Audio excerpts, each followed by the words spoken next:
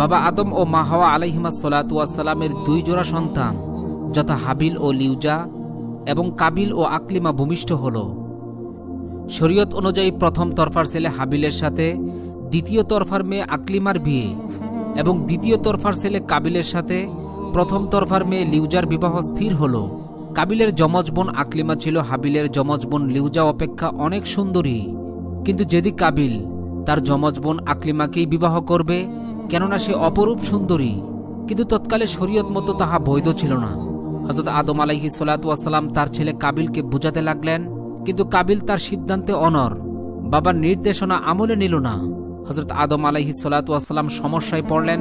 এমন সময় আল্লাহর নিকট হতে আদেশ আসলো, হাবিল ও কাবিল উভয়কে আল্লাহর ওয়াস্তে কুরবানি করতে হবে। যার কোরবানি আল্লাহর দরবারে গৃহীত হবে সেই আকলিমাকে বিবাহ করবে। কাবিল নিজে কৃষিকাজ করত, ফলে সে কিছু গম ও তরকারি আল্লাহর নামে উৎসর্গ করল, আর হাবিল মেষ চড়াত, তাই সে একটি মোটাসোটা মেষ আল্লাহর নামে উৎসর্গ করতে তারা উভয় একটি পাহাড়ের চূড়ায় রেখে আসলেন। লক্ষণীয় হল, কৃষিকাজ পশুপালন এটা পৃথিবীর সূচনাকাল থেকেই চলে আসছে। আল্লাহ তাআলা পৃথিবী আবাদ করতে প্রয়োজনীয় জ্ঞান নবীদের মাধ্যমে মানব জাতিকে শিখিয়েছেন, অথচ আমরা মানব জাতির কল্পনাপ্রসূত ভুল ইতিহাস পড়ে থাকি আদি মানুষ নাকি কোনো কৃষিকাজই জানত না, অথচ বাস্তব সত্য ইতিহাস তার বিপরীত। সুতরাং হাবিল কাবিল উভয়ের কুরবানি পাহাড়ে জমা রাখা হলো। তখনকার নিয়ম অনুযায়ী আকাশ থেকে অগ্নিশিখা এসে যার কুরবানি পুড়িয়ে দিত তার কুরবানি কবুল বলে বিবেচিত হতো, আর যার কুরবানি অলৌকিক অগ্নিশিখা পুড়িয়ে ছাই করে দিত না সেটা কবুল নয় বলে বিবেচিত হতো। নিয়ম অনুযায়ী একটি অগ্নিশিখা এসে হাবিলের মেষটাকে পুড়িয়ে দিয়ে গেল, আর কাবিলের ফসল ও তরকারি যথারীতি পড়ে রইল। কাজেই হাবিলই যে আকলিমাকে বিবাহ করবেন তাহা নির্ধারিত হয়ে গেল। হাবিল ছিল সহজ সরল প্রকৃতির এবং ধর্মপ্রাণ, আর কাবিল ছিল শয়তানের অনুগামী হিংসুক। কাবিলের কুরবানি গৃহীত না হয় তার মনে হিংসা উদ্রেক হল। সে এতটাই উত্তেজিত হয়ে পড়ল যে ক্রোধের বশবর্তী হয়ে কাবিলকে হত্যা করার মনস্থ করল। আল্লাহ তাআলা ইরশাদ করেন, ফাতাওয়াআত লাহু নাফসুহু কাতলা আখিহি ফাকাতালাহু ফাআসবাহা মিনাল খাসিরিন। অতঃপর তার অন্তর তাকে তার ভাইকে হত্যার প্রতি উদ্বুদ্ধ করল এবং সে তাকে হত্যা করল, ফলে সে ক্ষতিগ্রস্তদের অন্তর্ভুক্ত হয়ে গেল। এটাই ছিল পৃথিবীর ইতিহাসে সর্বপ্রথম মানব হত্যা। হাবিলের হত্যার পর কাবিলের মনে ভয় হলো যে পিতা জানতে পারলে ইহার কঠিন বিচার হবে, তাই হাবিলের মৃতদেহ কি করা যায় বা তার লাশকে গুম করা যায় কিনা তাহা চিন্তা করতে লাগলো। সুপ্রিয় দর্শক, আজও হত্যাকারীরা সেম কাবিলের মতোই কুচিন্তা করে থাকে। বর্ণিত আছে, কাবিল তার ভাই হাবিলের লাশকে 40 দিন পর্যন্ত কাঁধে বহন করে বিভিন্ন জায়গায় ঘুরতে থাকে, কিন্তু কি করবে কিছুই বুঝে উঠতে পারছিল না। এ অবস্থায় কাবিল দেখতে পেল যে দুইটা কাক পরস্পর মারামারি করতে করতে একটি অপরটিকে মেরে ফেলল।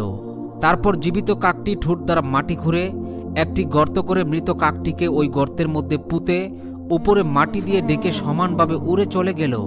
কাবিল ব্যাপারটি মনোযোগ সহকারে প্রত্যক্ষ করল আর ভাবল, আমি যদি কাকের ন্যায় করি সেটা তো ভালোই হয়, আমার একটা কাকের সমান বুদ্ধিও নেই।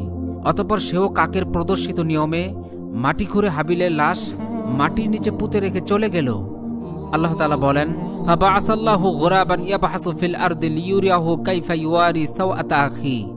অতঃপর আল্লাহ তাআলা এমন একটি কাক প্রেরণ করলেন, সে মাটি খনন করছিল যাতে তাকে শিক্ষা দেয় যে আপন ভ্রাতার মৃতদেহ কিভাবে আবৃত করতে হবে। ক্বালা ইয়া ওয়াইলাতা আজাজতু আন আকুনা মিসলা হাযাল গুরাব ফাওয়ারিয়া সাওআতা আখি ফাআসবাহা মিনান নাদিমিন। সে বলল, আফসোস, আমি কি এ কাকের সমতুল্য হতে পারলাম না যে আপন ভ্রাতার মৃতদেহ মাটি দ্বারা ঢেকে দেয়। অতঃপর সে অনুতাপ করতে লাগল।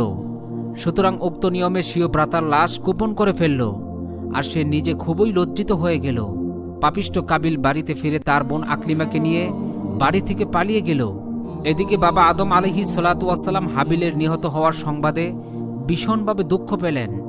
তিনি নিখোঁজ হওয়া কাবিল ও আকলিমার সন্ধান করল, অবশেষে তাদেরকে খুঁজে পেল না। আল্লাহর অবাধ্য নাফরমান কাবিল তার যমজ বোন আকলিমাকে নিয়ে জঙ্গলে চলে যায়।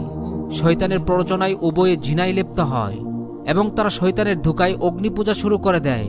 তারিখের বর্ণনা অনুযায়ী কাবিল ও তার যমজ বোন আকলিমাই সর্বপ্রথম পৃথিবীতে জানায় লিপ্ত হয় এবং তারাই সর্বপ্রথম প্রকৃতি পূজা শুরু করে। এদিকে হযরত আদম আলাইহিস সালাম দীর্ঘদিন কান্নাকাটি করেন। অবশেষে আল্লাহ তাআলা কাবিলের পরিবর্তে একটি পুত্র সন্তান দান করেন, যার নাম হলো শীশ। মহান আল্লাহ তাআলা তাকে নবুয়তের সুমহান মর্যাদায় ভূষিত করেন। হযরত আদম আলাইহিস সালাতু ওয়াস সালামের হায়াতে জিন্দেগি শেষ হয়ে আসলো। তিনি তার সকল পুত্র কন্যা ও পৌত্রদের ডেকে পরস্পর সমভাবে এবং সৎভাবে চলার উপদেশ দিলেন। তিনি বললেন, তার মৃত্যুর পর শীষ তার প্রতিনিধি হবেন। তার উপদেশ মতো চলার জন্য সকলকে পরামর্শ দিয়ে চিরবিদায় নিলেন।